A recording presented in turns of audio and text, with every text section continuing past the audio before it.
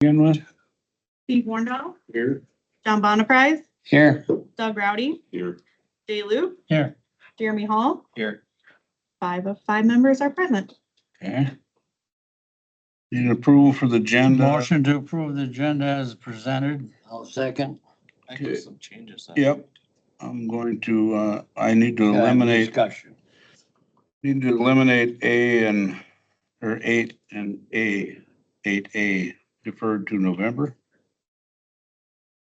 8, public hearing on recreational plan, you mean? Yep. Set the public hearing. Okay, Initial plan, he's gonna bring that back in November. I'll It's not ready. Okay, I'll make a motion on the agenda with that 8A removed from the agenda. Approved by seconder. Approved by second. All those in favor? Aye. Okay. Approval of the minutes from September 3rd. Need a motion? I'll motion to approve the minutes. Second. Motion made and second, approve the minutes from September 3rd, 24. All those in favor? Aye.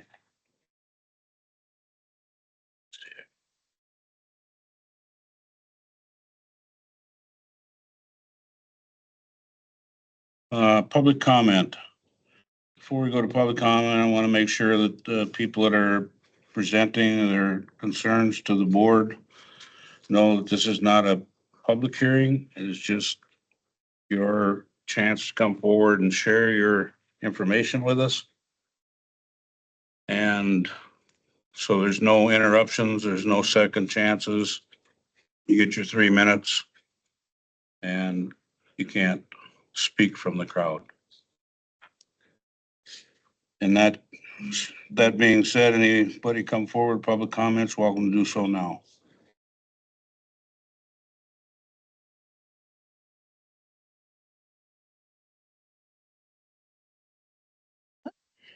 Noelle Stendred, South Deer Lake Circle. We've lived on South Deer Lake Circle for 35 years. The address South Deer Lake Circle is very descriptive of our location because it's on the south side of Deer Lake and it describes our through road that makes a circle with Highway 8. So it's a logical address. Changing our address to 133rd Avenue or Street or whatever it's supposed to change to requires all of us to change our legal documents, our wills, insurance information, and other bills, an onerous and costly task. More importantly, there's a historic value in the name of the road. We actually live in the first year-round home that was ever built on Deer Lake. During World War II, the government actually ran a phone line to South Deer Lake Circle, so our neighbor could be in contact with the government officials for his part in the war effort.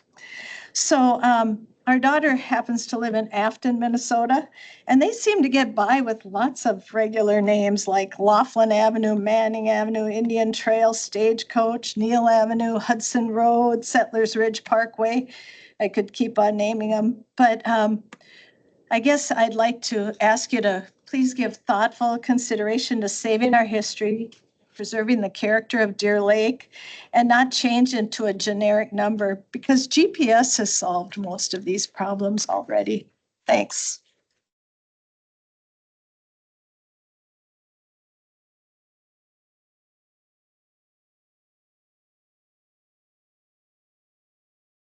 Good afternoon. My name is Mary Sinclair Presich from 1709 South Deer Lake Circle. I have 6 points I'd like to make. First is the lack of communication and no due process. We've discussed it ad nauseum about the lack of communication, but the fact of the matter was there was no due process. When I called and the comments that were made in the leader that the decision was not done quickly or in secret, I wholeheartedly dispute it because when I called the county or the number to ask about it, they said they've been prepping for months. That was the exact quote I got for the public outlash. So they planned for the backlash instead of communicating it. Again, no due process. They didn't have the postage stamp budget beforehand, but they sure had the postage stamp budget afterwards to tell us it was already done. No due process. The second point I want to talk about is hypocrisy. We're being asked to change our addresses, but let's talk about everyone else's addresses. Sheriff Walk on Moody Drive in St. Clair Falls. Mr. Warndall, 297 River Road in Sterling with a dual address. Mr.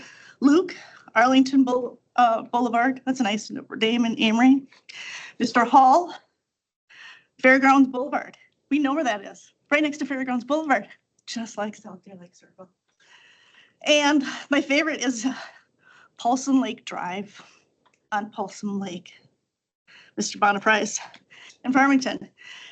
None of these towns have opted out of the ordinance, but yet none of these road names are being asked to change.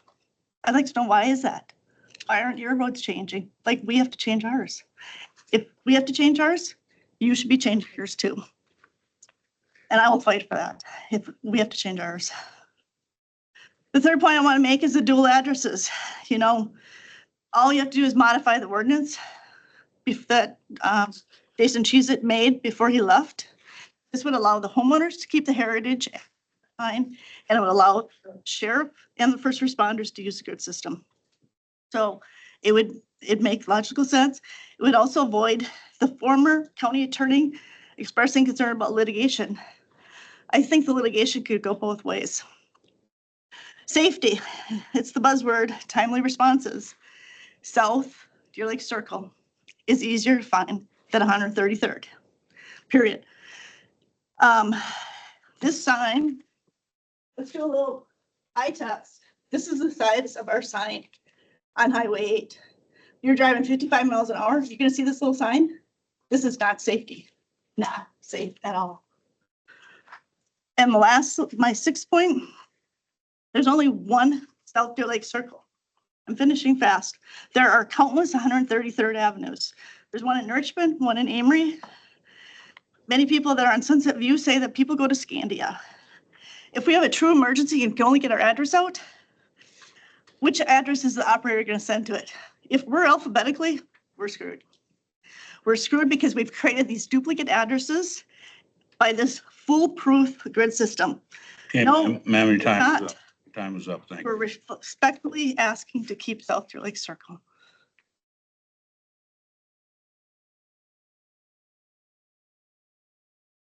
Any other public comment? Any other public comment? Okay, moving on from public comment. Any members, any board members not seated present? I see none. Discussion possible action regarding the town of Balsam Lake petitions on South Deer Lake Circle and Shady Grove Shores. Received information from the county attorney.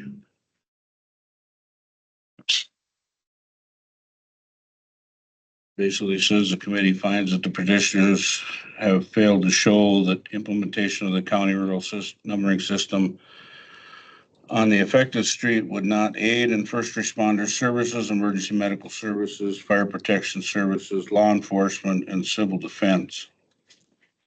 Most credible evidence was provided in the previous hearing by the sheriff.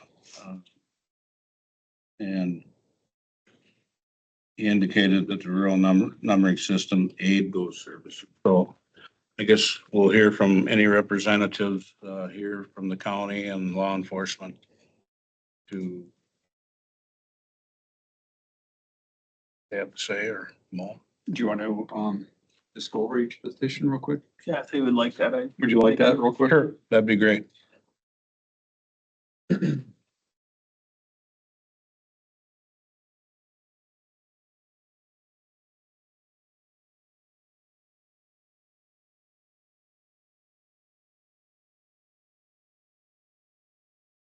This is a map of South Deer Lake Circle and 133rd Avenue as it's proposed, or the new address or street code name.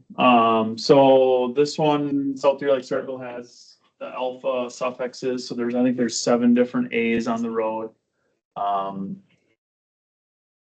that was, I guess, the kind of the first portion of it, but then it also was a named road in the town of Balsam Lake, along with us, went through and changed the road names to numbered names as well. But I just wanted to point out that there is alpha characters on this road, and they're also, I believe right here, we have the gap left for a potential of an address being there and on this property.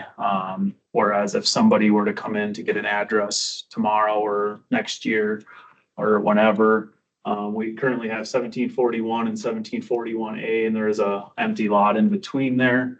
It is owned by one of the owners of those other addresses, but that lot could be sold in the future, and then a new address would be requested, and that would also then trigger the renaming of the road per our ordinance. South Deer Lake Circle, we did get all of the signatures for the affected properties. But as stated per the attorney, the other portion of the exception of proving that it would not aid the first responder services and the rest of the services that is listed in the ordinance. So that's all I have for the update on South Deer Lake Circle. How many A's and B's did you say there was? There's 7 that I had. One, 2, 3, 4, 5, 6, and 7.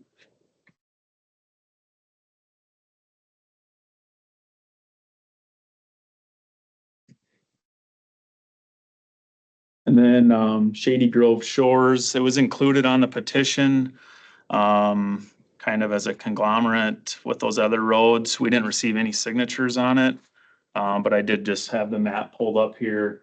There was, I think there was 2 A's. I don't know if it's showing the whole picture quite. Yeah, there was 2 A's down here on Shady Grove Shores that got changed to 166th Street. But like I said, we didn't receive any signatures on this. It was just included in the petition with the other roads. And there are potential for some future addresses in these 2 spots. There was some room prior to that, but it is something that could have come up in the future. And as is just like South Deer Lake Circle, not showing that it would not aid first responder services, and emergency, fire, law enforcement, and civil defense. That's kind of the brief overview of those 2 roads and what they were changed to and what they look like. Any questions? And Chair Warndall, just for clarity's sake, this is Joe Loso, Corporation Counsel.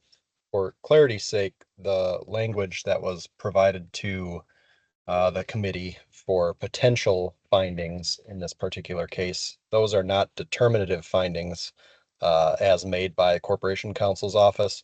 Those are if the committee wants to deny or approve, the committee needs to basically make findings following that form language, or if the committee wants to grant the exception, they would have to make the opposite findings.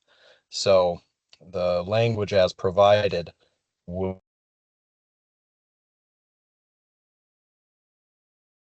if that makes sense. The committee has to weigh the evidence and make a determination. Okay, Joe, thanks. Yep, you're welcome. Anybody else?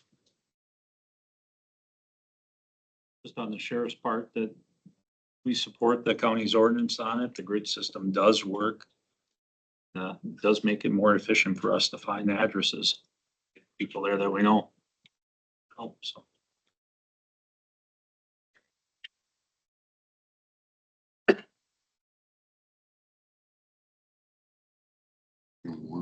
Yep.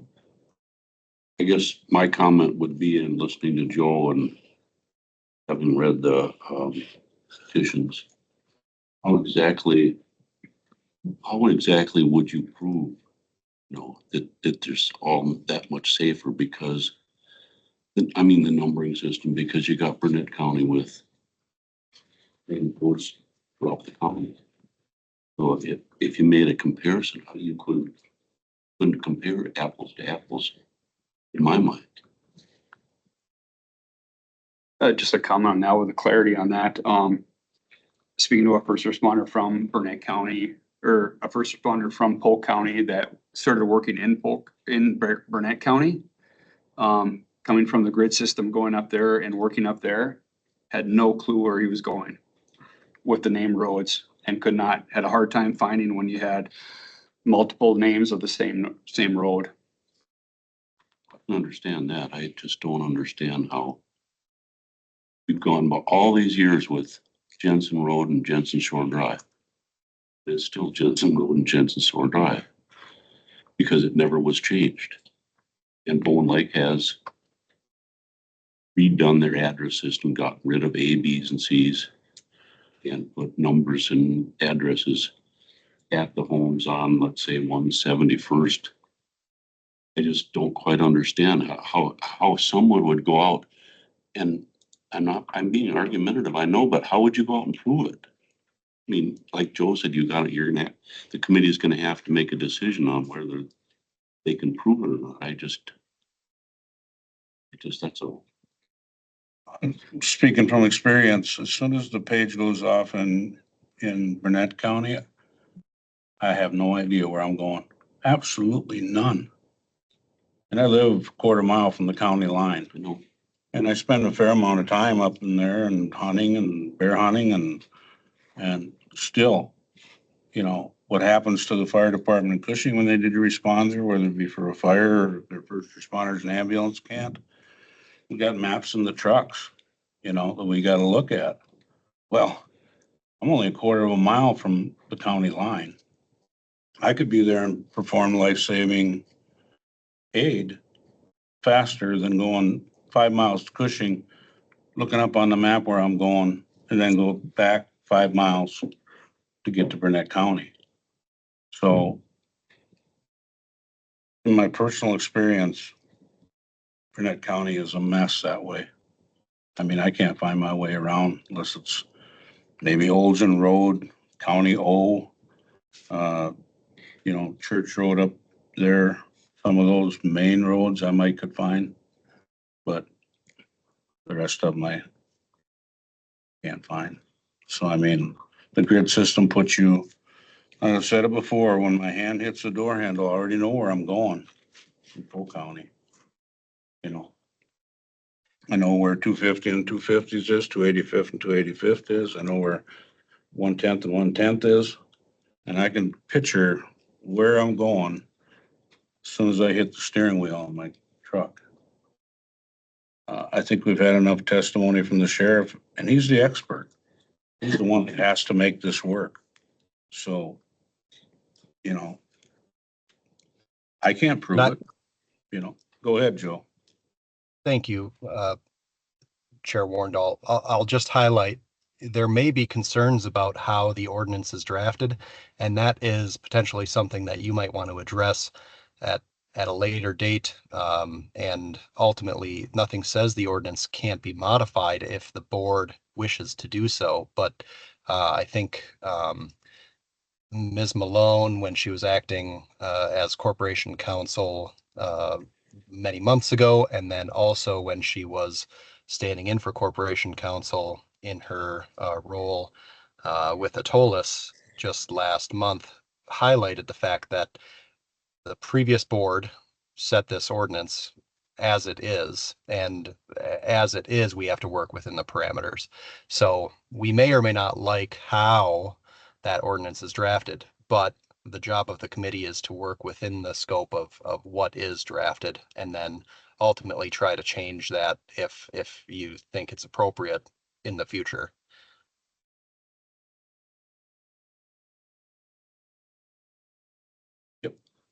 I'm sure not an expert on this, and all I can do is list to the constituents.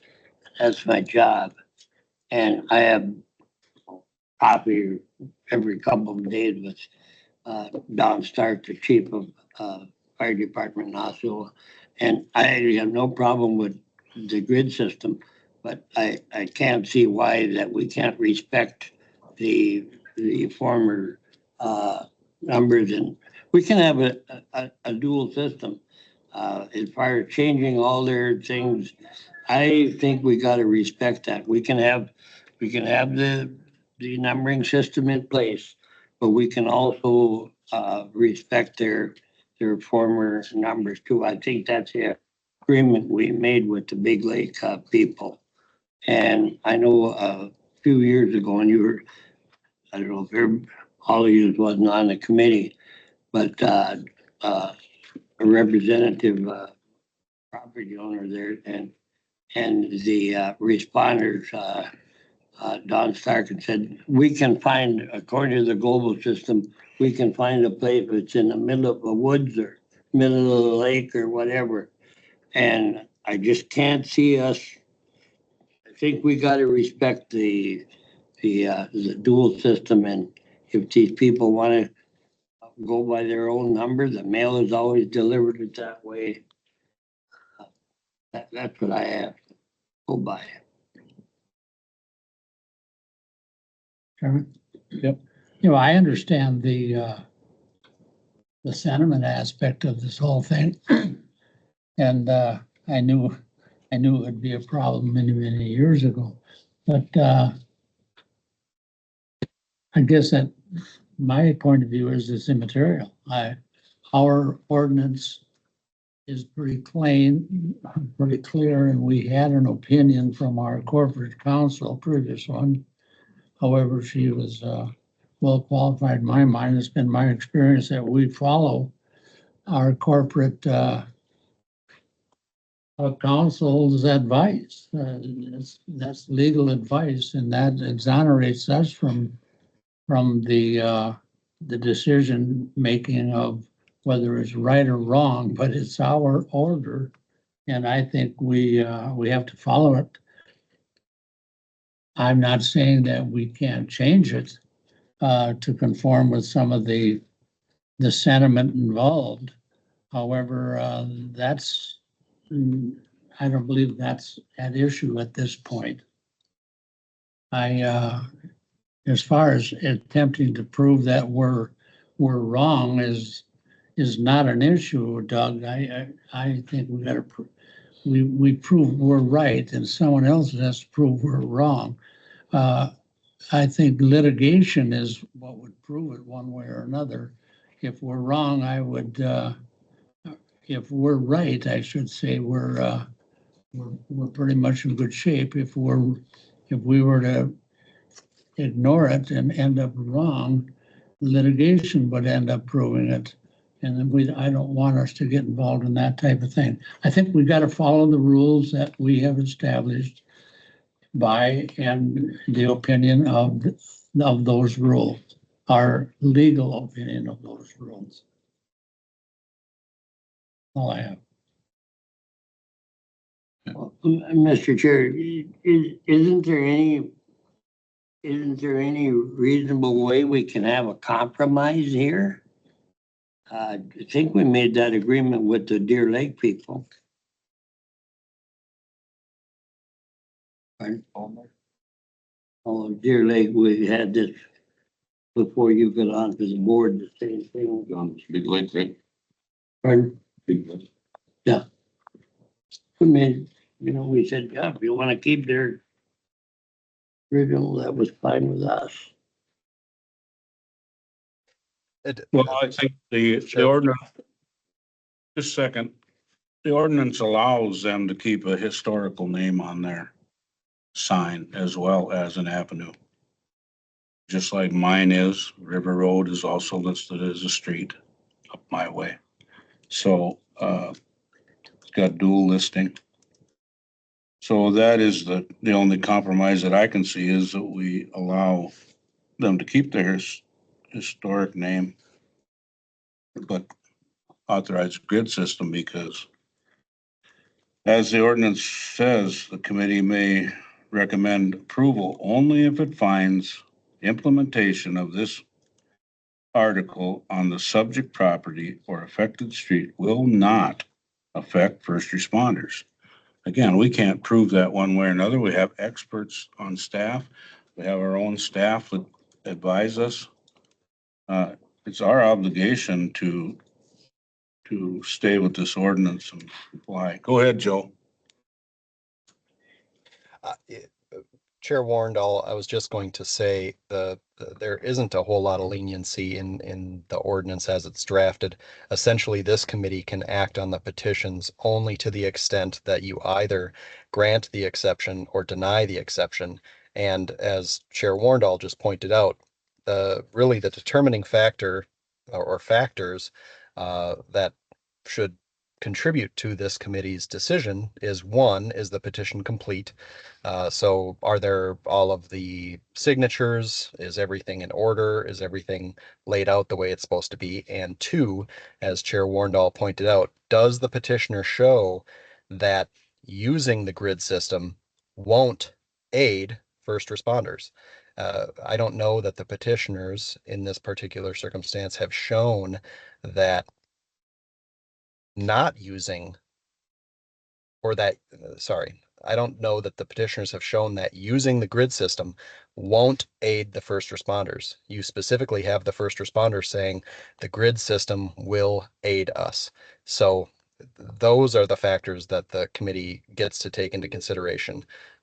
Again, all of the other things that you're talking about potentially would contribute to maybe the committee suggesting a modification to the ordinance.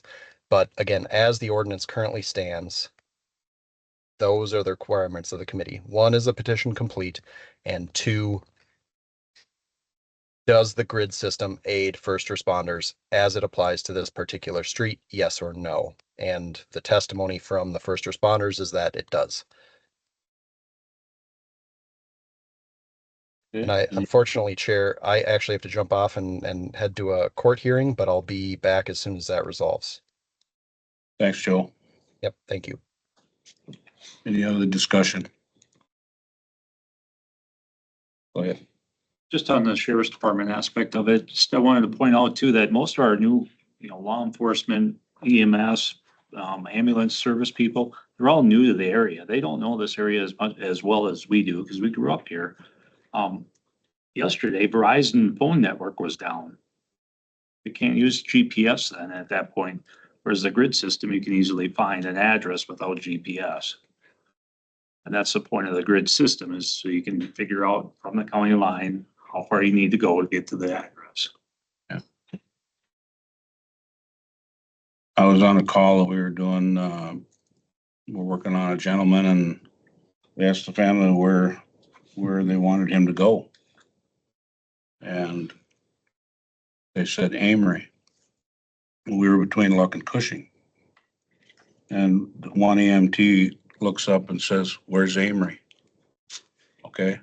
Now, these people come from other areas to work here. They're not as familiar as the fire department members and everybody that's here full time. They're great people, and they were doing a great job here that day too. And we need them, but they're not local residents in all cases on the ambulance that know the system and the other streets. There's also a chance that St. Croix ambulance and Milltown ambulance could be somewhere else, and Amory ambulances respond to, let's take Deer Lake, for example. Those people aren't as familiar with the addressing system either as, on these private named roads. So just my personal experience. Any other discussion? I guess I could rebuttal that and just say that since this address has changed, I can guarantee you that not every fire department has updated their maps or has a map for every first responder in their car. So the last time the maps were put in the vehicles are the old address numbers. So to say that just because we changed the address means that everything is gonna work is not true either. So Anything else? Well, Joel's gone, so I guess We need a motion of some sort to finish this up. I'll make a motion to approve the petitions and send them to the county board for approval. What was the, Joe indicated that that wasn't one of our options. I just proved to you that not all the maps have been updated, so I don't know how you could say that. Well, I'm just going by what he said. He said we either need to, he didn't say anything about forward to county board. We either need to approve or disapprove, correct, Muller? The board needs to prove whether they found merit in the ordinance according to whether it would aid or not aid emergency response. I'll second the motion that's on the table. table? As presented. Motion made and seconded. Would you repeat your motion, please, or could the clerk read it back? It's just with recommendation. Hmm. It's the recommendation to the board that either the petitioners proved or disproved that not approving the petition. Okay. Is that what you're, I seconded Supervisor Hall's motion. okay, roll call vote. Steve Wornall, No. John Chairman, I Bonner, was just about to ask a question just before you Okay, asked it. we can do that. We haven't finished the vote, so No, just, go ahead. I just wanted clarification on what Mo said and Jeremy said to what exactly the motion is. Thank you. Approve the petition. What have you got, clerk? To approve with recommendation to the county board that the petition not, is it to retain the address or to, that the petition is, Granted, and to keep the South Deer Lake Circle and Shady Grove Shores addresses.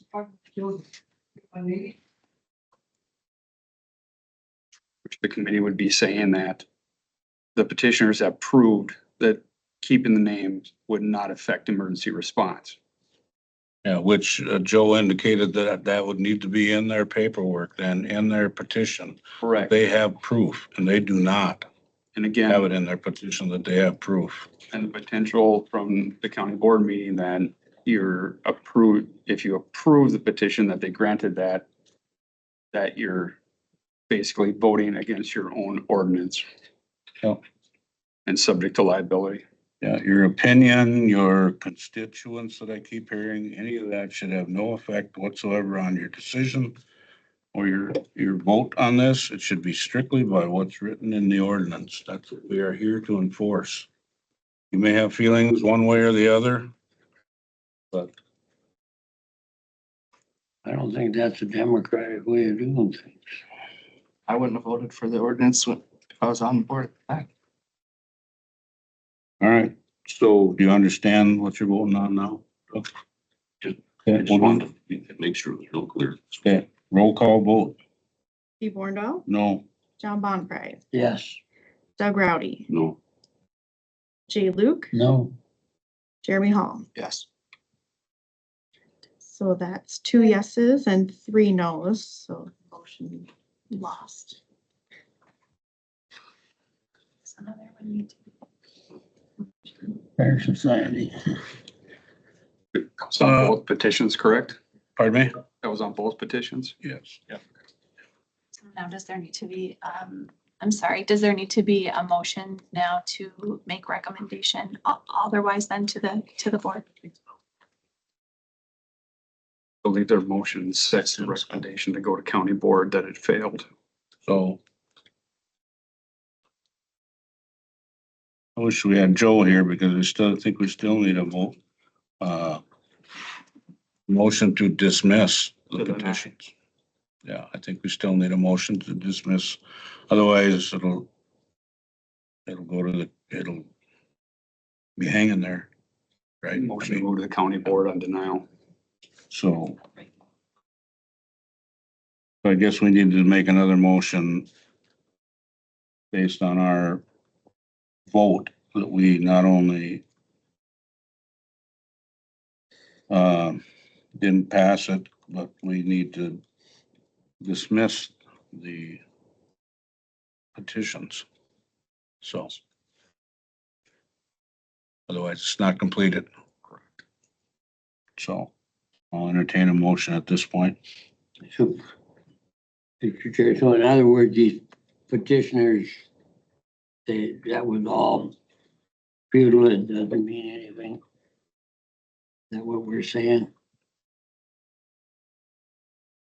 What we're saying is the ordinance is clear that the petitioner needs to prove this paragraph in here says that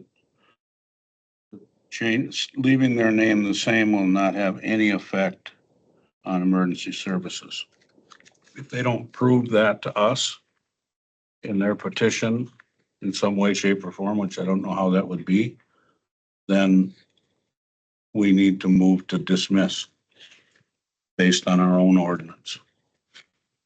So I make a motion that we deny the petitions as presented due to the fact they do not meet the requirements of our ordinance.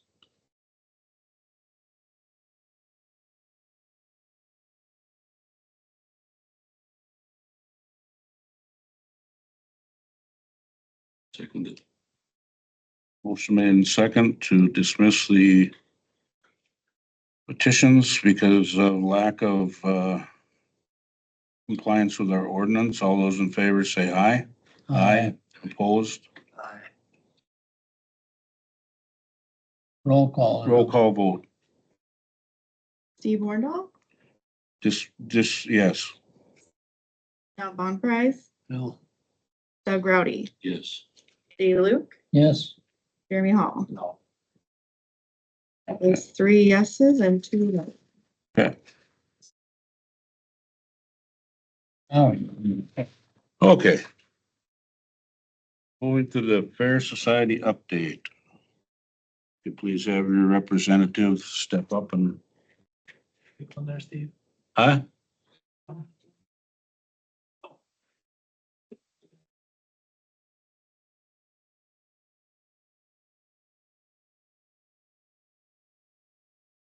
All right, most of you guys I know, if not some, I'm Andy Sharptrand. I've been appointed by the Polk County Fair Society for a liaison to present what they have. If you guys are ready. Maybe? Yep. Ready? Okay. Let's make sure you're done right. So update, I'm pretty sure what you guys are talking about is the grandstand. That's kind of been the main issue out there. So we've had a couple committee meetings last week, one with the county and then also the fair board had their meeting, I think on Thursday night. So we agreed, we've kind of gone around and around on it, but we've pretty much agreed to stick with the 2018 agreement, which Steve has a copy of, and I think Rod Polk also has a copy of, with some minor differences. So at that time, that agreement was worded a little bit different and the amounts were a little less. So we're actually gonna up our initial amount. So I'll read what they approved last Thursday.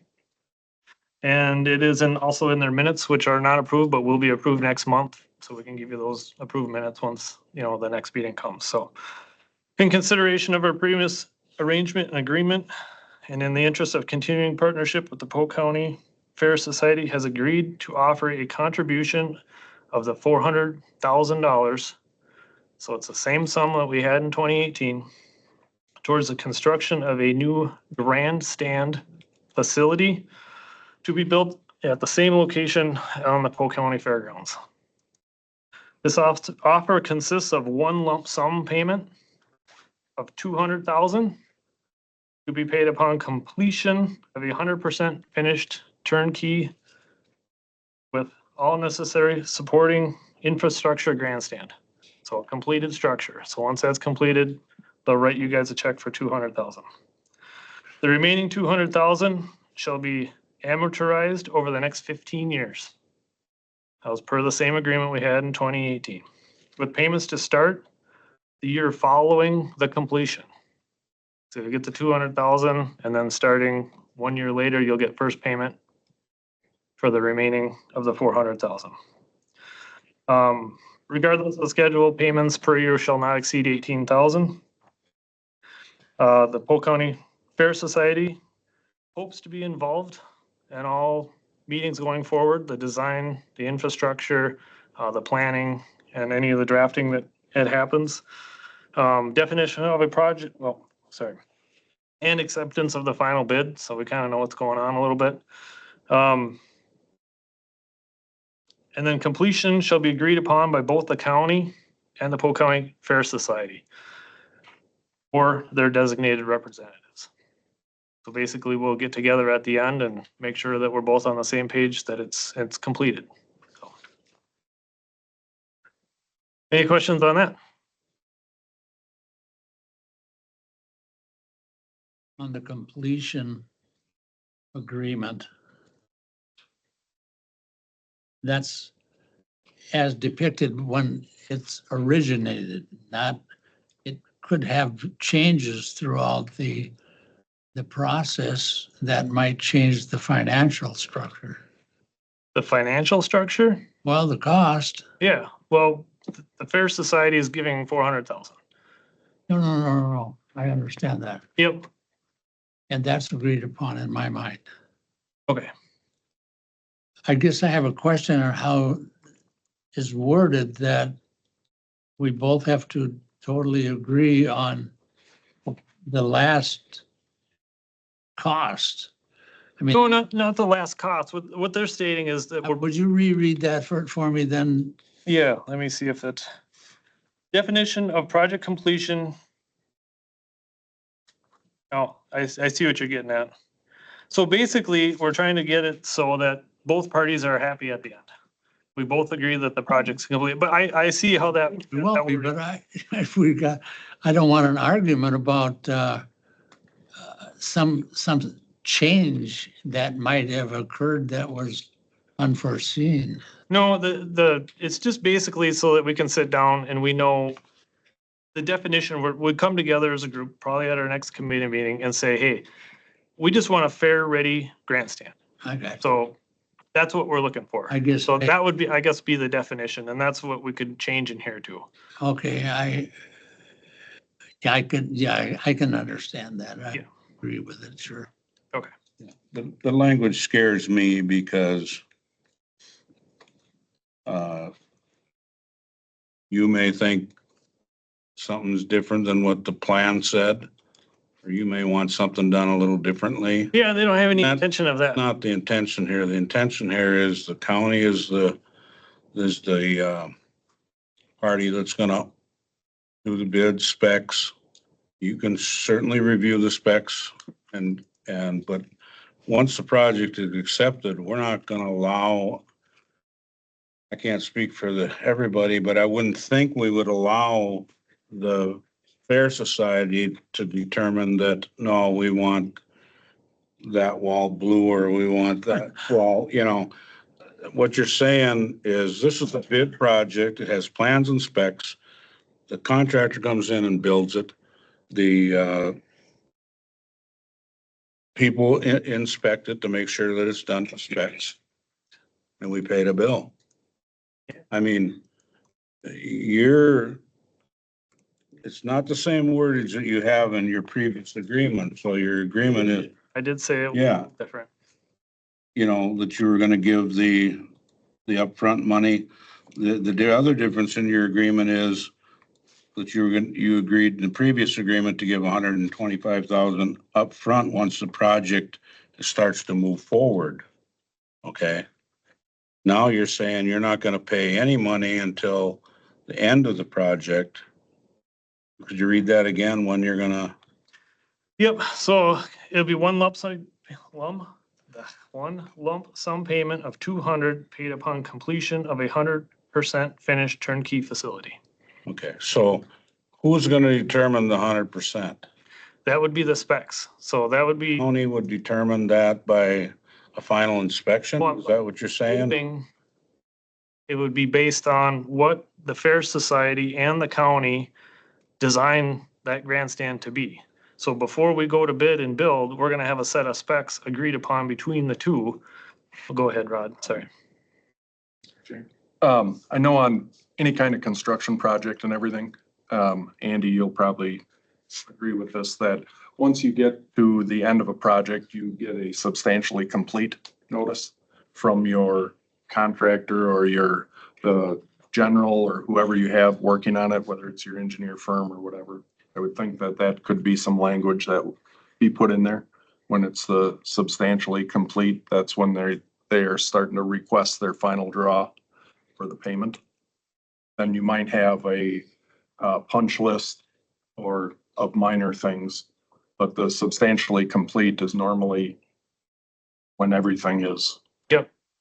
No, and I think I'd be fine with that. Now, and that's the thing, I don't know how you guys work as the county as far as those payments. I know you don't pay for it up front. You pay a little bit and then that lump sum is usually towards the end, so I think we're open to that discussion easily. But either way, I know they're committed to doing the 400,000. I think we just gotta define a little bit more on basically what we're concerned about as far as the Fair Society is we have very minimal specs in design so far in this process. I mean, I've got a 1 page from Cedar Corp that has a opinion of probable project costs that has, it's just a one-sided sheet of paper. There's not much for specs here, so I think if you guys get this going forward budget-wise, we'd like to be a part of filling out those final specs before the building starts. Once the building starts and we have all those specs laid and agreed upon between, the two parties, as long as those specs are met at the end, we shouldn't have any problem. Well, and regardless of who we've been working with on both ends, whether it was the modified version or not, we're gonna have to put it out for bid. So we'd definitely be able to sit down and, work off of Cedar Core's, what they have there. Yeah. I know Mo and I have been talking as well to ensure that, power is hooked up from A to B and that's not our responsibility, and figure out what Cedar Core has intended on theirs. That's our responsibility as opposed to part of the contract. We'd have to clarify all that to put it out on an RFP. Correct, and I think that's mostly what we're asking for is a lot of clarifications. Right, because right at the moment now, we've been doing fact finding on what's a grandstand gonna cost, what's the basic parameters of that. Yep. We go forward with an approved project, naturally, as a county project, we don't have a lump sum up front or a lump sum at the behind. We have an ongoing payment plan, depending on the contract with the contractor for monthly, weekly, bi-weekly statements to pay the contractors. But what this entails is if the county board approves the project, the concept of the project, not the specs at this point, moving forward, this would initiate us to contact Cedar Corp to start that specification process, to nail down those bids, nail down the specifications of each thing. When we have wording that says that, we'll sign off once it's 100% complete, we got to make sure that we're not dealing with something designed by multi-group. Then when we get a project approved, the specs approved, someone 3/4 of the way through the project says, I don't like that because it's not complete in my eyes, that we don't have that. So we just want to make sure that. Correct. No, I exactly get where you're at, man. We just want to make sure that whether it's that final walkthrough or final punch list, when we have that ending date. Yeah. At this stage of the game, trying to get this completed by the fair date it's going to be a lift, naturally with contractors and specs and everything, getting it out and getting it advertised and going through there. It's going to be a tight schedule as is. So yep. Just want to make sure. I'd like to congratulate both committees for the people that have worked on this committee to come to some agreement. And I think all you people have been very understanding in representing us and our districts, because everybody, I think, wants to get this done once and for all. I think it's unfortunate some of the things that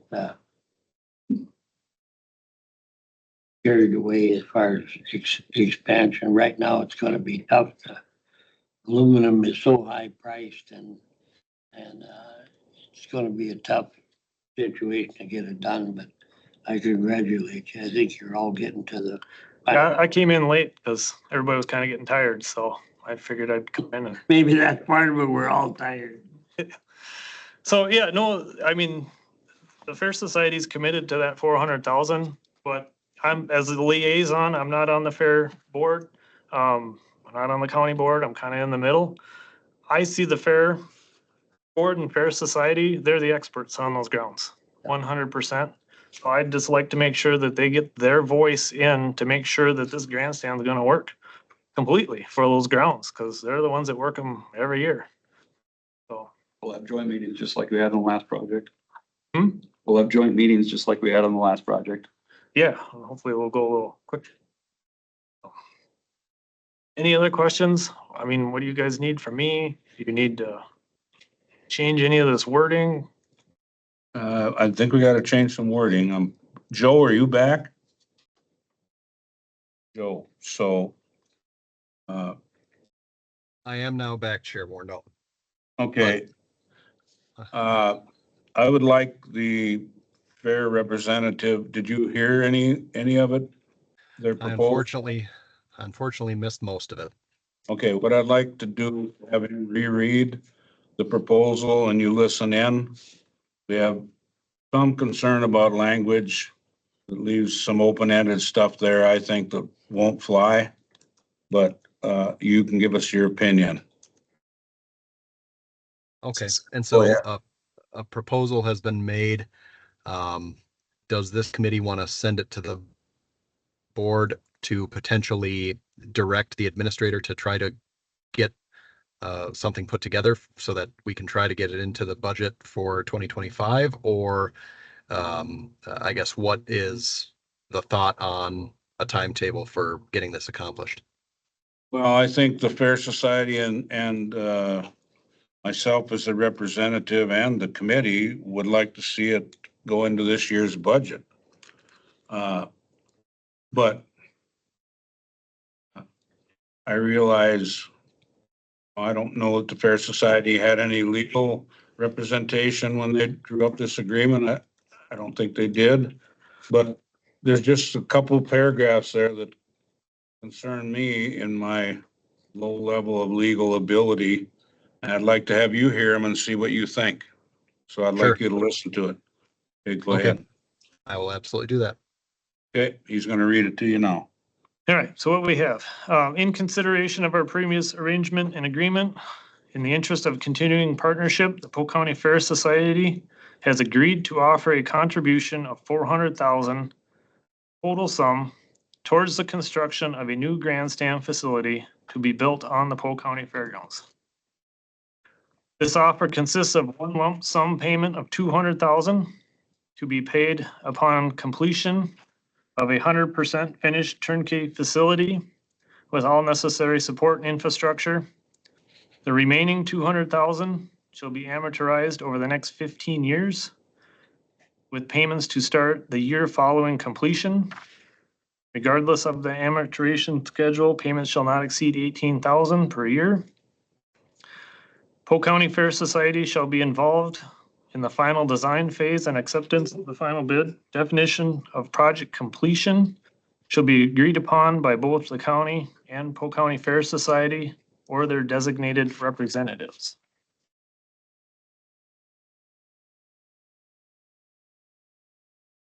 Did you take the 100% out or?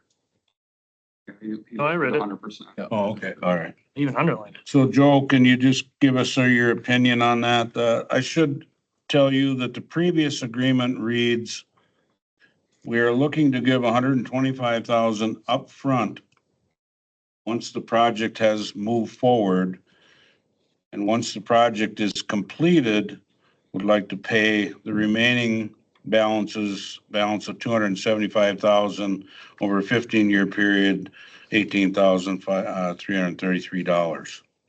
So Sure.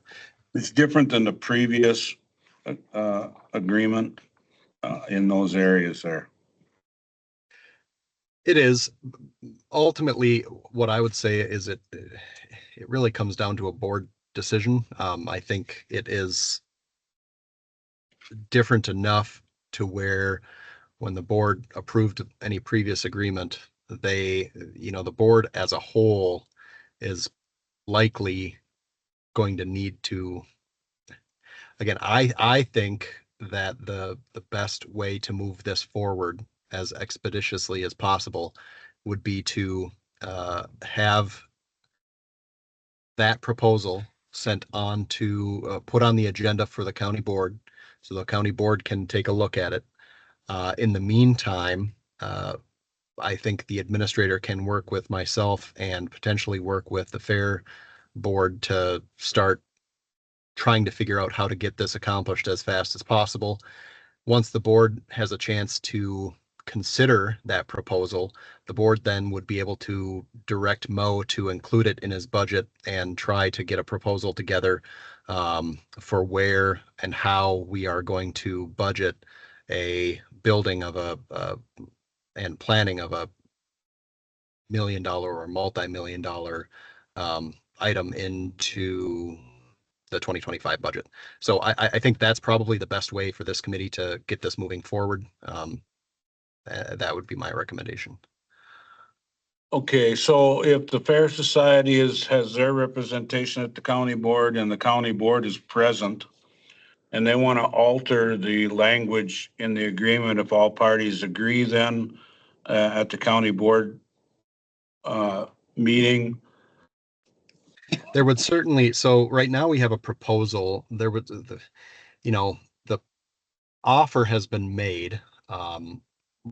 In order for there to be really a formal agreement, the board would have to say, okay, we agree to this, at least in principle.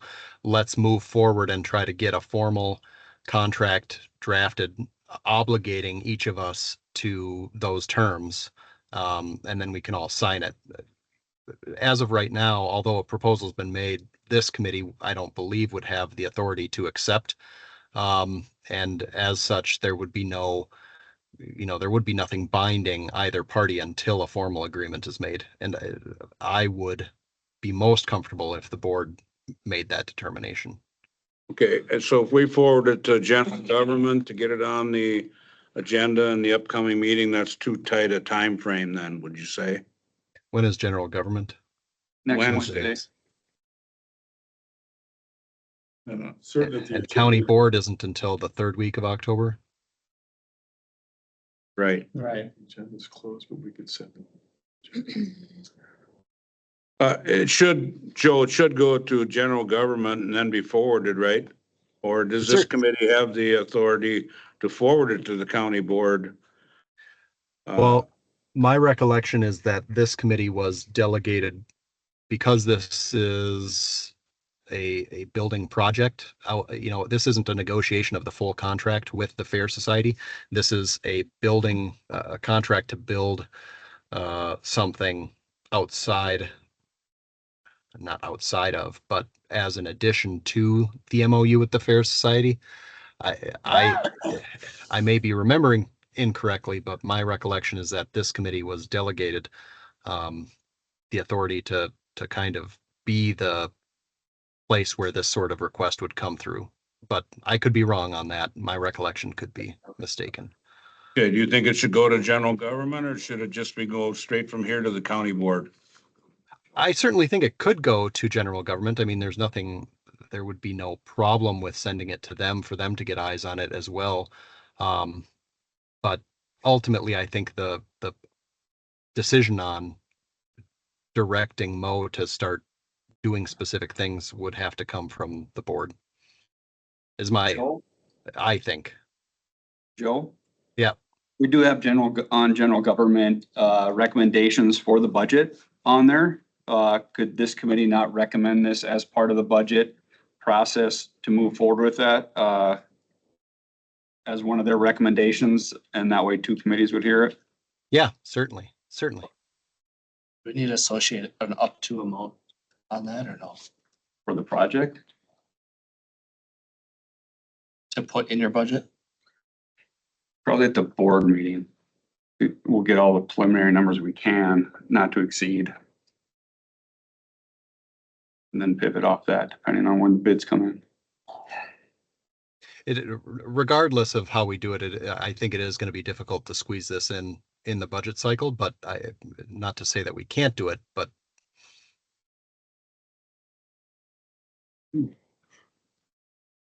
Okay. So our motion's gonna have to include general government and recommendation to forward it on for budget consideration. And Mr. Chair, And agreement language, or as long as we have discussion now, can we hold that recommendation until item 17 when we talk about the budget? sure. That'd be great. So we'll just deal with forwarding general government for their consideration to get it on the county board in October. Correct. I might have other ideas during that as recommendations for you. Okay. So do we entertain a motion then to forward this on to general government? Before you guys make that motion, is there any, so we went over some of like the changes on the definition of project completion. Is there any couple of people that we could sit down with Joe and either Mo and Steve and clarify some of this before we present it to the county? Just so that we can include everything that we discussed today. Yeah, we're always willing to sit down. Yeah, well, I'm just thinking, we had based on, project completion, I guess. But I'd take Rod's suggestion and base that on, based on specs prior to bid. So that before we even take this to bid, we already know both parties are in agreement. So when it's done, we look at it and like, met everything on the spec sheet, done. So I think that's a great way of doing it. And then there's no middle project confusion or end of project confusion. So. But I'd like to get this, if we're gonna present this to the county, I'd like to have all the wordage as close as we can to perfect, if not perfect. But that's next Wednesday, so if we can meet tomorrow, I don't care. Does the Fair Society need to present again? Or, I mean, Mo would be the one presenting. Yeah, I'd be presented as part of the general government discussion. Okay. What the proposal was and the recommendation. And as a rep of the fair, I'd be there too, just to answer any questions, but The way I, go ahead, John. the way I understood, Corp's counsel, that this committee does have a say and should make a recommendation on this. And so I would move that the discussion on both parties should be recognized at the county board meeting as presented here today from the Fair Society. Will you add general government to that? Would that make it complete, Mo? The way Joe said that this committee had, under his understanding, that this committee is the one that should forward to the county board. And that's making, it can be discussed at the general government tomorrow. But he thought this committee had the authority to recommend it to the county board, so that's my motion. sure. And I think just to try to help, I believe the position that Mo was trying to put forward is general government is going to have to take this into consideration in the budget that they're taking a look at. So ultimately, even though this committee has the ability to make a recommendation to the board, it should probably also get forwarded to general government so that general government can take a look at it and then also make a recommendation for or against in terms of adopting it into the budget.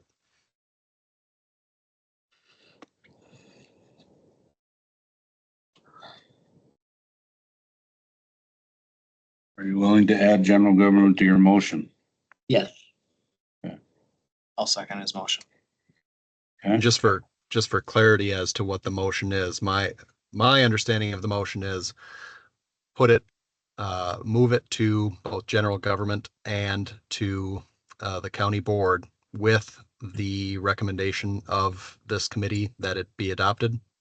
Correct. Or that the proposal be adopted as proposed, or at least negotiations be engaged in. I guess some clarity as to exactly what the To both for discussion and their approval as to their, after their discussion. What you're saying, Joe, is we need, if this motion stays, it doesn't address any changes that may need to be made to the agreement. right. So So we are need- you We need putting it forward? language, yeah, we need language so that if, you know, we get the county board and you have some concerns about a word or two, that we have the authority to change that. Now, his motion just. My motion didn't say accepted, my motion said discussion. Okay, will discussion cover it, Joe, or modification should be added? So it's a motion to move to general government and the county board with uh,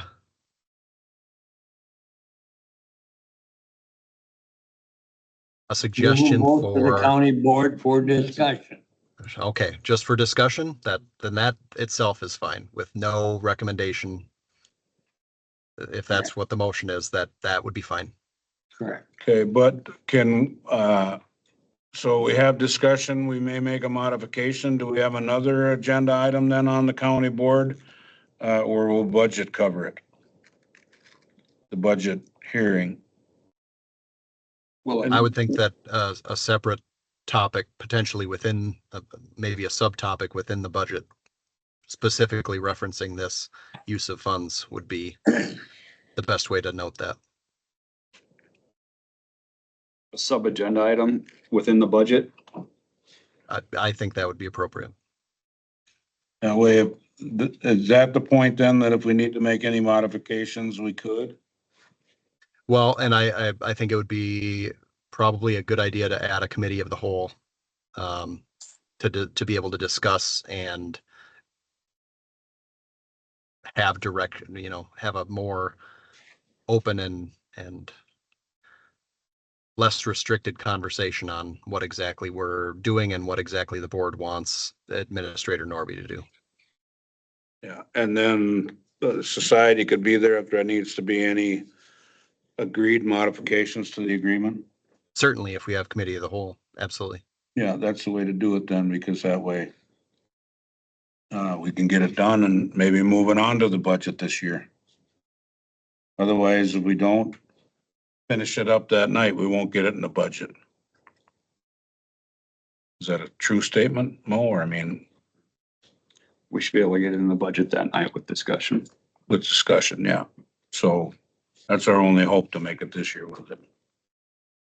So, So it has to go back in the committee of the whole. yeah, so that, no, that's fine. They can do that on the That don't agenda. have to be part of that. Yeah, that don't have to be part. Okay, so Are you also recommending the discussion at general government also? That was part of my Okay, motion. that was part of the motion. okay, I think we got that motion down finally.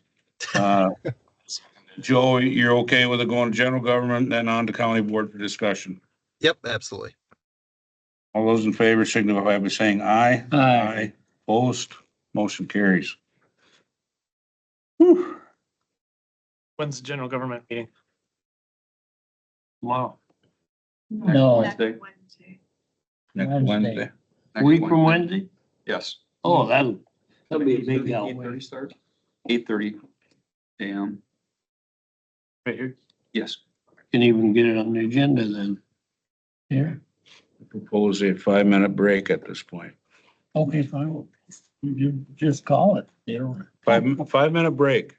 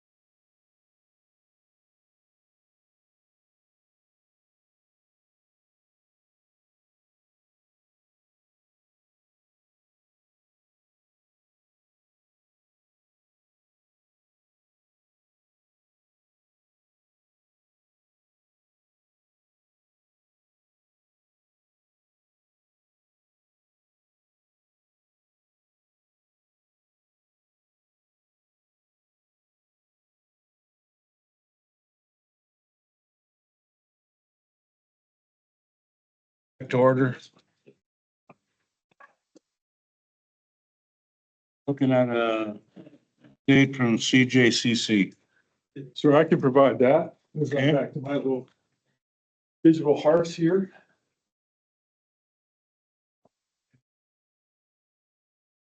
Yes, Melissa's out today, so she asked me to provide this update. For September, we have 2 participants in the intoxicated driver program, 4 in substance diversion, 8 in treatment court, and we have a graduation this Friday. We always like to mention that. And Chair Warndall, thank you for your support in that regard. So graduation this Friday. The court proceedings are at 9, and then there's a brief celebration at 10. And if anyone would like to attend and doesn't have information, they can see me. I'd be happy to provide it. And then lastly, we'll be running a first-time offender class on October 14th, and we think we'll have up to 7 participants for that. Any questions? Pretty good. Hearing none, move along to Public Works update. All right, I'm gonna have Tony start as update on the ATV intensive use area. Right, ATV intensive use area, we are wrapping that project up. And just for your information, so you can take a look at what we've got going on here. This is a map of the area that we will be displaying out there as well as on our website.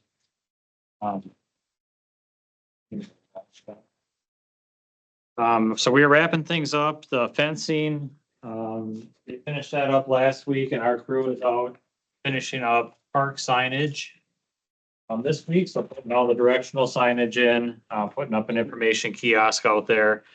So right now we're tentatively hoping to open it up October 11th, so that would be next Friday. So we will pass that information on to our rec officer, start letting people know that's what we're shooting for. Also work with Claire to get a press release out too. So we're excited that this project is wrapping up and should hopefully be opening up next Friday. There are some things with this project that we're looking at to potentially do yet. Put a well in at the other parking lot, not at this one, but have that would be a dual purpose.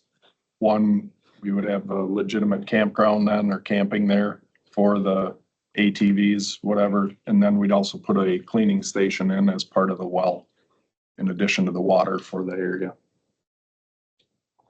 Well, we're looking at the grant to see if we can get that with grant money. Any comments? Just have one question. How far is it approximately from this to the Sterling Trail, Sterling Loop? About a mile. Well, from the bottom corner, are you talking, Steve? Yeah, from the bottom corner here to the Sterling Loop on the other side of the road.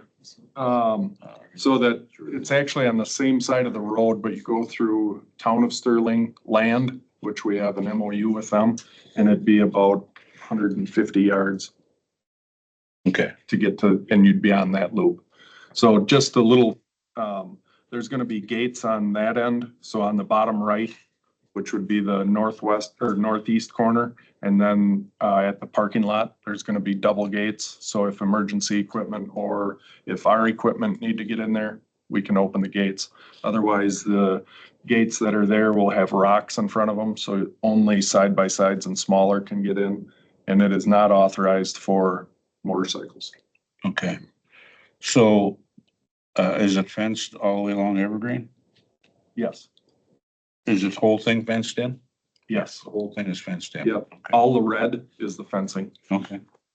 And this is totally, as complete as this is presented. Correct. Somebody was busy. Well, just sitting around, hey. I believe that. Gotta be sitting somewhere. Prior to this, they must have been able to get in though, right? What's that? Well, I see all kinds of, Facebook stuff where. Oh, yes. People Yeah, are in there. there's been no gates to hold anyone out. Okay, yeah, It's so not that's been why. officially open, but it's been used. Yeah, that's how the pictures come about, yeah. Yeah. Okay. All right. Any other questions for him? And my other updates, Clam Falls Dam, we're gonna be transitioning to phase 2, and that should start in the next couple of weeks. So basically, the coffer dam that's in place currently, they will have the first gate in, and then we'll be moving the coffer dam so they can do the other gates and the spillway on that side. Most of the concrete is completed. So that is moving along, other than the actuators that won't be in until February or March.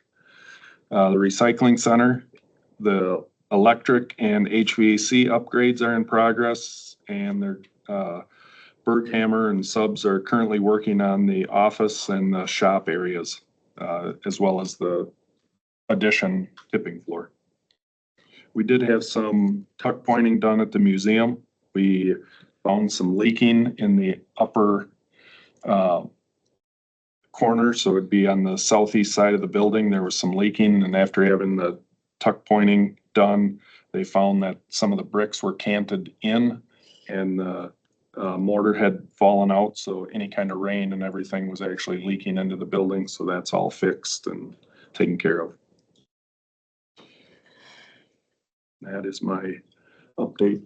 We're gonna talk about the special charge later.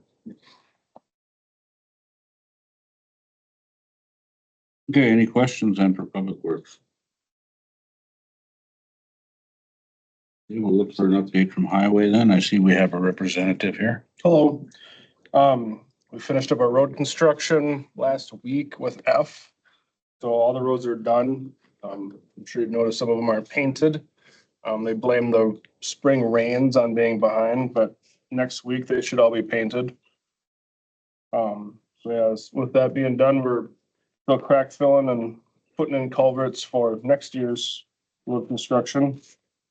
The week of the 13th, we're doing a rock paved shallow overlay on 35 up through Frederick. Not all of it. I had it planned to do all of it, but they called me today and said they didn't want too much done because then it might push off construction in the future. But yes, hopefully we can get most of it done so it's a little smoother through there. After that, this is setting up for winter. That's coming quicker than everybody wants. How bad is it gonna be? It's like last one. Yeah, right, me too. Your update on 35, that starts like down there by the newspaper, right? That By W. Catholic Church, by W? Yeah, Oh, right at W, there's a seam there. So we'll go Okay. north and this is okay. the drive lanes, not the whole thing. Right, yeah, it's really bad. So So you're gonna pull all the way from the stop sign then? yeah, Yeah. basically this south of the W is the seam and we'll go north and Okay, hopefully get through town, but yeah. I guess they're gonna do some sewer or water sewer updates in Frederick next year, so we might skip the intersection. Okay. So any questions, any other questions for Highway? I just have one comment. This really isn't, I talked to Mo on the phone last week or so, and it has to do with the accident on 48 and I. And it's been brought up at the town meeting, and they were looking to discuss it with me. And I just want you and Josh to know that it's getting more heated. I can't hardly go into town that I don't run into somebody who wants to say something to me. So I'm just letting you know that the town seems to be, that's their issue right now. And I understand it's serious, but like Mo and I talk, I go out there and I go there all the time from down I and hit 48, and I don't understand the issue, but Yeah, there's great visibility there, you know, but Yeah, did somebody say there's twirlies now on the signs? yeah, we tried them out. We put them up on the stop aheads. I mean, if you're on your phone, you're never gonna see them, but Right. The other thing I seen that St. Croix County does is they magnify the post. we have the reflector on the post, but the state said we couldn't put it on their stop sign unless we went through a whole ordeal, so I'm been talking to the guy. This was 2 county roads, but they had reflectorized the post and that, I mean, when you hit, your lights hit it, geez, Yeah, you know, but, yeah, it's the same with CNF down there. They just had a pretty good crash down there again. There's really no reason for it, other than people just aren't paying attention. I mean, I don't know. That last one at CNF, the person was taking a left turn. The person coming up behind him subsequently went to pass the person on the left, noticing that he didn't swerve in time, and basically the guy still turned left and framed him into So the that wasn't a orchard. side impact accident at all. That was, yeah. So as he's turning, he's trying to pass him at the same time. at the That wasn't a intersection. fatality, was it? No, No. Just bees were injured in that one. another crash. And they got the blinking signs still working there. So I mean, even the blinking signs don't always do the job, but.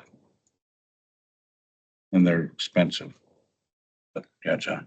Yeah, as long as we're on highway, I sat in, Tuesday morning on the, seminar on, from the Secretary of Transportation. And, a guy that helped me out a lot, I got to speak a little bit at the general, session. And the guy that helped me out a lot was this Duke Tucker. And, does he actually live in Polk County or not? But anyway, he's a candidate for representative, and I spoke on, from, Dresser, Trap Rock, and that, Ryback Quarry, that all of those transportations has to come between Dresser and the Polk County line. And St. Clair County is all new and seal coated from the county line. And then they started up here on 35 and the session between Luck and Frederick and that 12 miles between Dresser and the county line. And so we also had a real nice talk with them afterwards and trying to get some place of communication between us.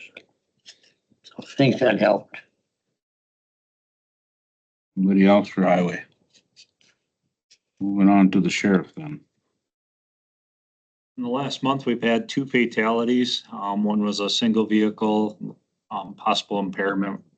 We went off the road and hit a telephone pole and found deceased.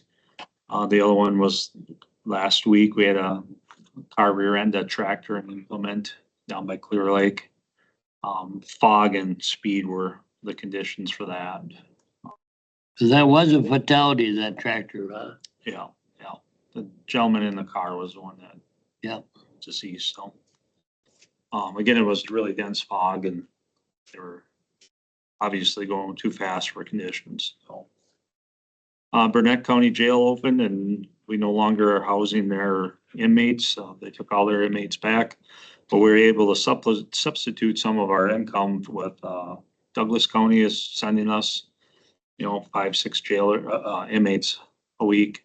And then Washburn County now is sending us some because they're also in dire need of bed space, so. Boy, that's good. Picking them up, so. That income. That's about it for the sheriff's office. Any questions for the sheriff at this point? Hearing none, seeing none, move on to Administrator Norby's update. Just real quickly, Mr. Chair, 3 items. We are, I think you got the emails that we are forming a library committee so they can ratify their next library plan for the next 5 years with that. So once that committee's in place, Supervisor Duncanson sits on that, and that plan will be coming toward the board for approval. Also, we got this morning, we got our sales tax update for September. It's down 2.8%, about 105,000 over 2023. And October 8th is the county picnic housed at the highway department from 11 to 1. You're welcome to attend. If you can't make that one, next day, October 9th, we are down at GAM in Emery. So That's all I have for my report. Any questions for the administrator? Moving on then to Supervisor Rowdy. Yes, at the meeting, it was the same discussions about brush cutting and limbing and things like that. And then the signage always seems to be on the discussion, probably never end. But as far as this, it was really interesting that Tony discussed it during the meeting for us. And the ATVUTV council is going to grade these trails. I'm assuming it's just a smooth part that you can ride around things. And then they look into the future is getting the state under their money that they get back for that type of work. I think Danny said it was half the normal amount. Really? So they're gonna help with maintenance on this Right. intensive use area. That's always a concern and an expense. Yeah, Yeah. always. Oh, good. So that's it, sir. Okay, any questions for Supervisor Rowdy? Hearing none, we'll discuss and discuss and recommendations regarding recycling center and surcharge, special charge.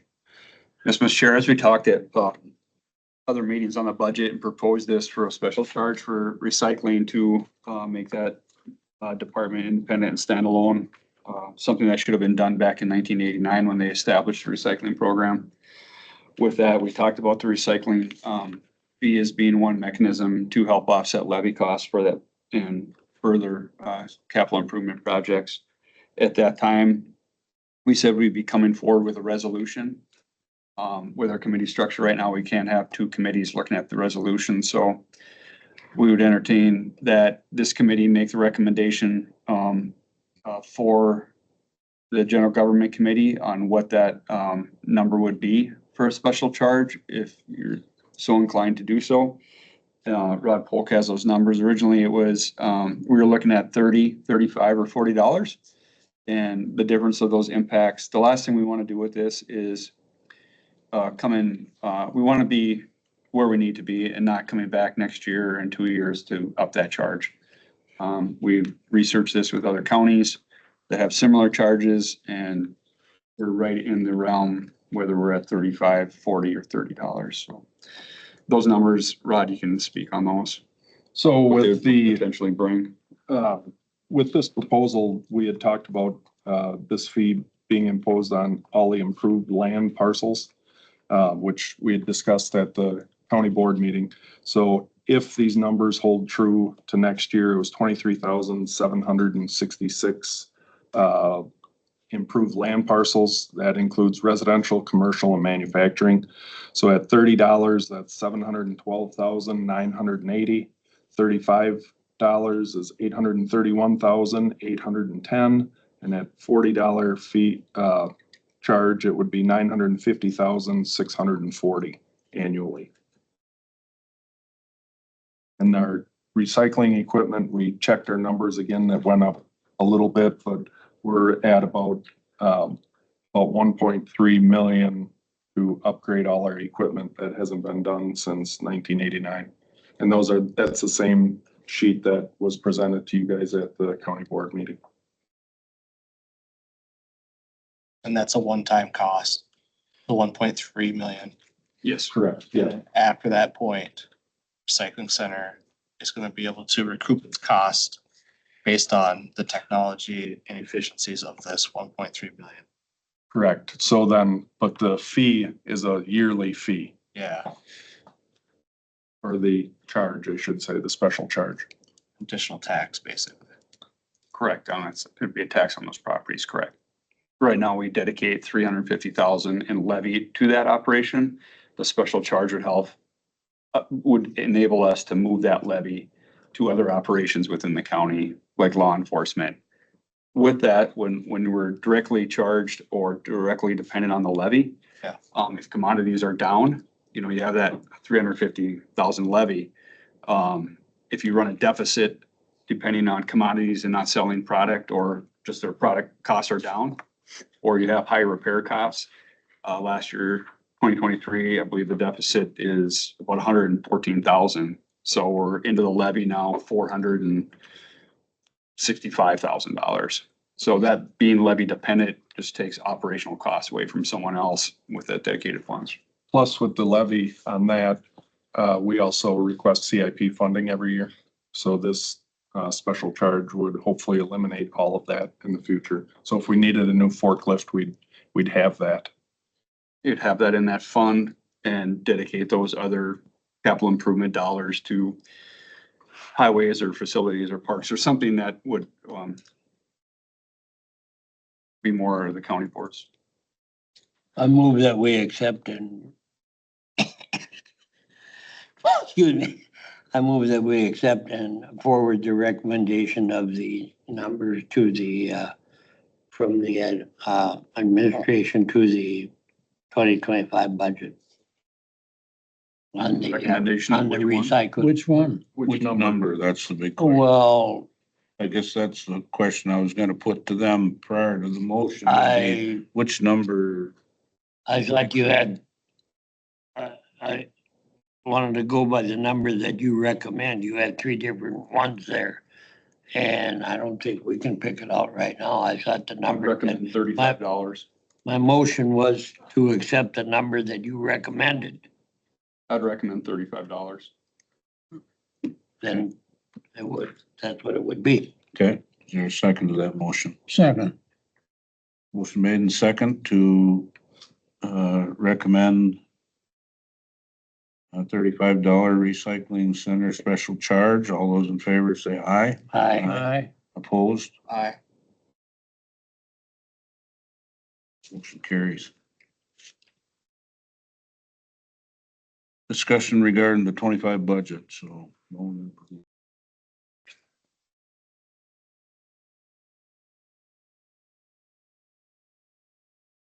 Right.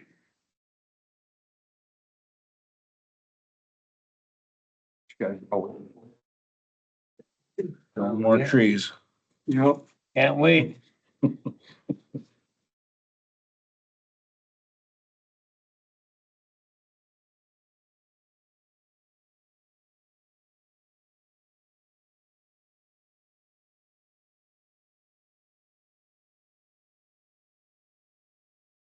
Some of these slides you have seen before, we go through this.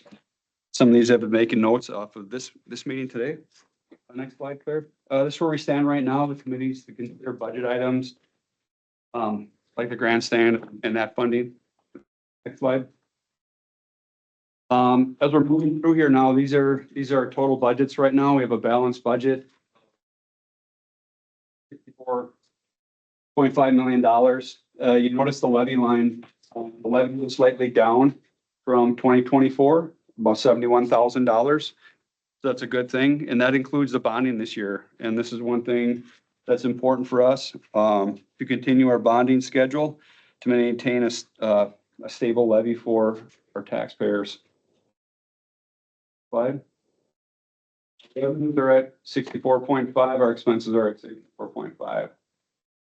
The levy, again, is at $23 million, down 71,000 from 2024. Our FTE count from 2024 is down slightly, less than 1 person, but slightly down. Next budget. Next slide. Here's a breakdown of our 5-year CIP, where we came in at our revenues of $6.6 million, almost 6.7. Our expenditures for IT items, vehicles, other capital equipment, road construction there, you can see is around $3.2 million.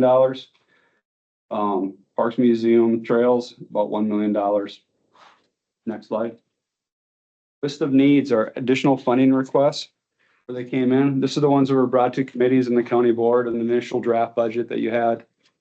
As you see up here right now, in this extra funding request, we have $600,000 for the grandstand. The current estimate is slightly over $1.7 million. With this, I would recommend, this would be the opportunity to move that $800,000 from broadband to dedicate it to another project such as the grandstand. Again, that leaves about $300,000 short, which is still within our bonding capacity, which is still in our budget. It would still be flat. So we could fund that project and still have a flat, or I should say a balanced budget. So these are still the same lists that you've seen at committee last month and at the county board. Next slide. This is still in play right here, our 3 full-time deputies. With this, we're looking at additional rec funding for our trails with DNR and also looking at our agreements with other cities with those. LiDAR is a very important application there. And then we have our wage adjustments that were listed at county board for the zoning planner. A couple increases for the zoning administrator, just moving grades, no impact to the budget. IT specialist moving forward with no impact to the budget on those. Next slide. Can I ask a question, Mo? Absolutely. That, where you got old jail demo, is that building over there? That's that building over there. Are you talking about demoing that for $2 million? I'll answer that really quick here. I have that in another slide for you coming up here. Okay. In 2 slides, so. Yeah. Just to keep in mind. This is where we look at our sources right now. Right now, we have our bonding capacity is almost 2.3, 2.25. So we do have the range in there that we could still fund the grandstand project with the $800,000 from broadband, bond the remaining part, and we're still balanced with that. 110 fund, again, is our internal loan fund where departments borrow money and pay it back over 5 years. But these are some that have been on the board here for a while, so we just add them to you. These are things that you could do, add the jail reno or the jail demo with that. The jail reno is a concept that has come forward now as a community kitchen for Meals on Wheels. We've been looking at options for that program. One option is to try to remodel the old jail to have that kitchen.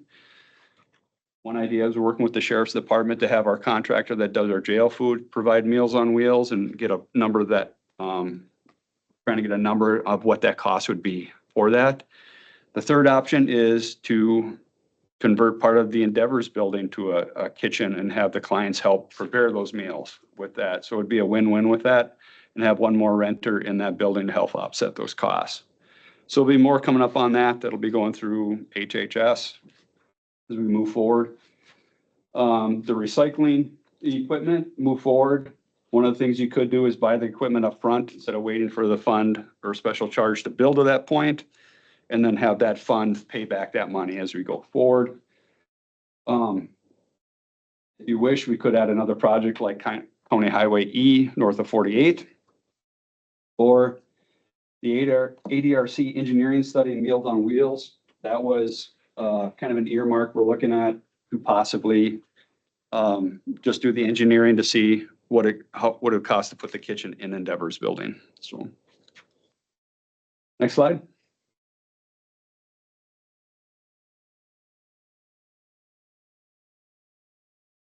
This slide here, this shows our fund balance.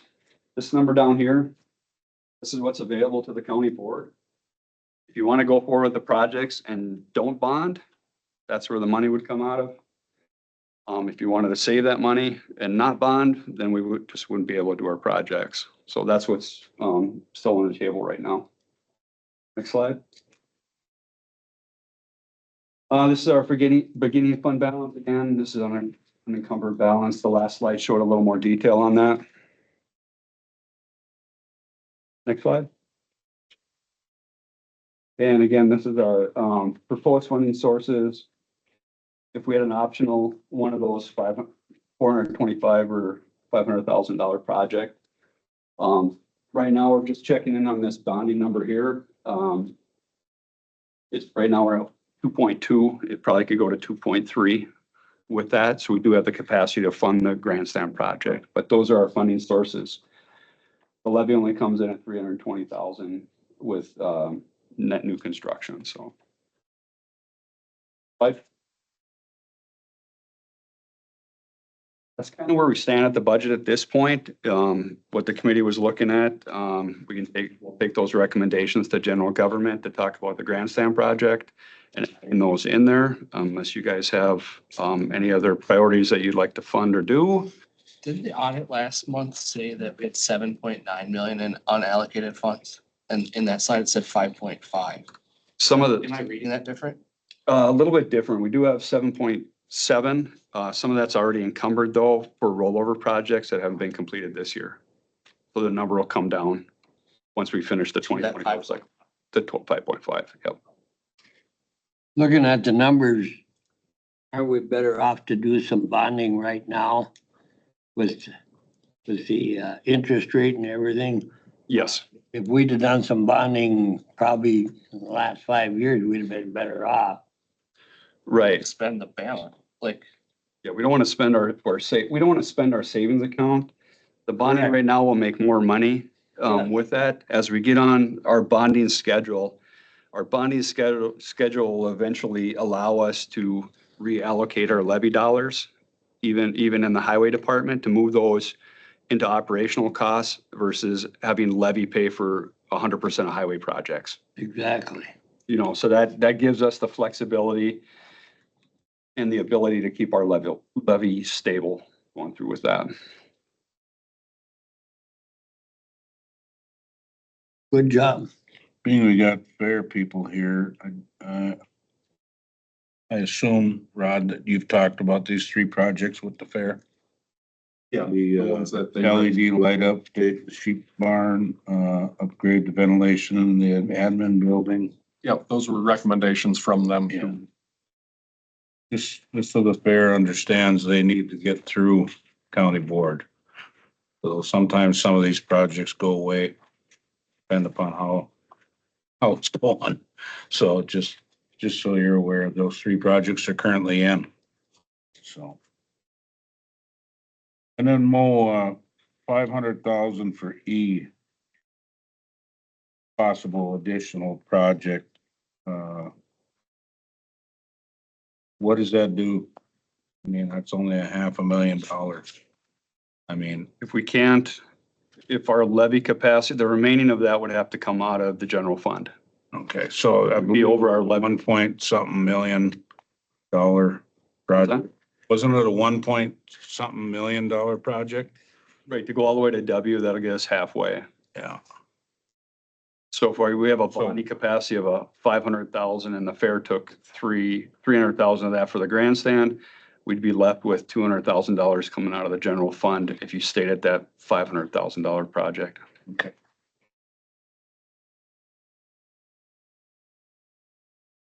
Any other questions for Mo? So, this committee needs to make a recommendation regarding these projects and changes then, correct? Yes. If you want to recommend as presented on the additional funding request, that'd be fine. Yeah, and how would we forward the fair grandstand then on in a recommendation form included in this? Would it be part of the motion or would we, the committee supports the, Would you like it as a recommendation to the general government to be included in the 2025 budget? Don, would that be? What we've got in is the administrator's recommendation of 600,000, and Mo walked through how the various pieces would fit together. The 600 from in the additional funding request from the administrator. The fair, if everything works out, 400,000 there, so that's $1 million. And then the question is how, if the project is a $1.7 million project, how to do that remaining 700,000. And one of the alternatives that Mo showed in that options for the board is to allocate some other additional money, say 500,000, which would get us to 1.5. So that's you could, by just recommending the administrator's proposed budget go forward, we would be 1.5 with the option of the 500,000 for additional for the fair. We would be at 1.5 of the 1.7. So I'll try to restate that in a simpler way. If you recommended the administrator's additional funding request with an additional 500,000 for the fair, then you would be, we'd have to figure out how to get that 500,000. We could either do it with the excess bonding capacity, or as the administrator said, we could reallocate the broadband money of 800,000 and we'd pretty much be there. So Okay. I'll try to simplify it one more time. You could recommend the administrator's additional funding request go forward with dollars allocated for the meet the needs of the fair up to 1.5 or $1.7 million. Yes, I must apologize because I forgot about the $400,000 when I'm making my notes earlier with my presentation till now. So if we approve the $600,000 for the additional funding request that's already proposed, the $400,000 brings us up to $1 million. We still have $700,000 left for that project. Two options. You can recommend that we use the broadband money for the $700,000 and cover it. That would still leave you the ability to have $500,000 to recommend for the County E project. Add a separate project to it with the additional $100,000, building that project up to a $600,000 project on County Road E.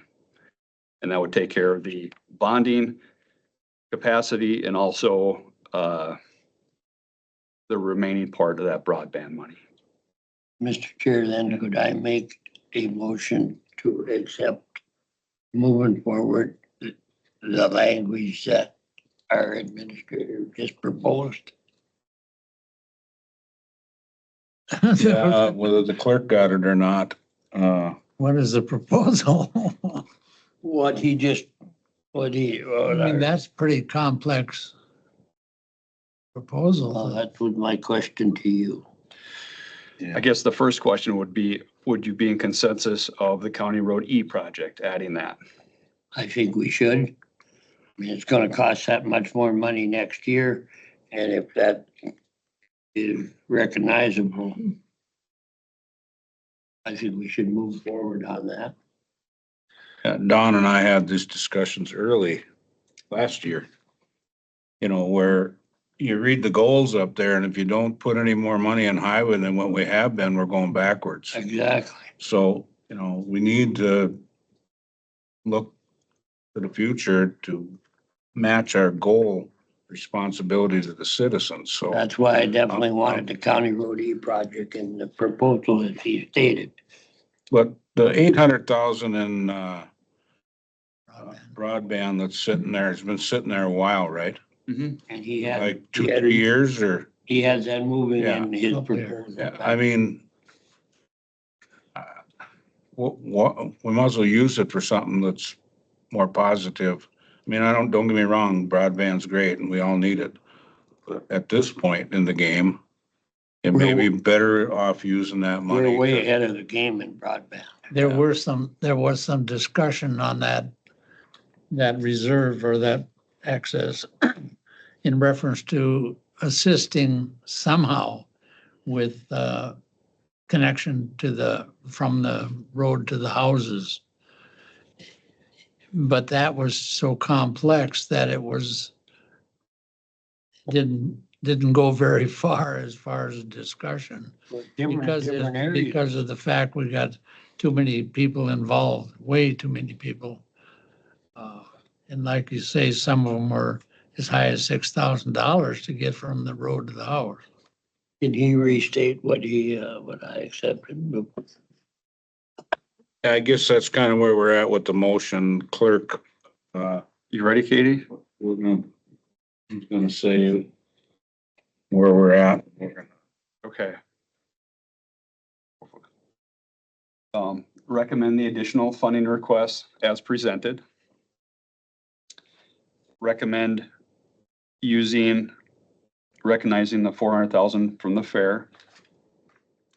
Recommend using $500,000 in bonding for County Road E. And then dedicate the broadband money, $700,000 towards the grandstand project and $100,000 additional to County Road E project. And that was my motion as stated. Second.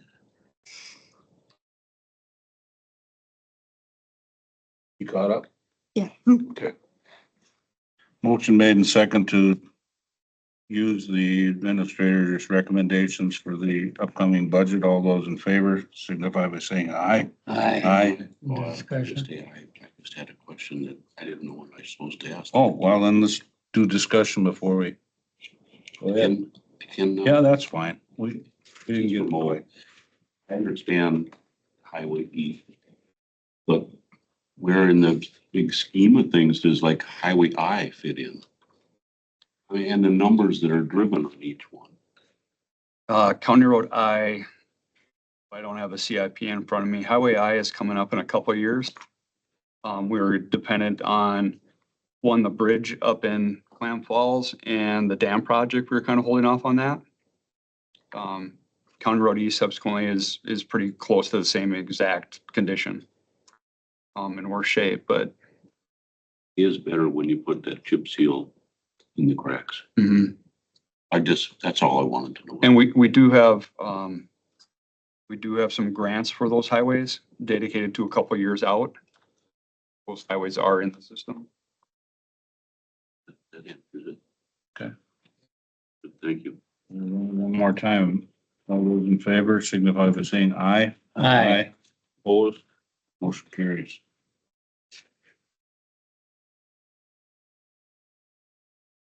Thank you. So that covers those two items, okay. Yep.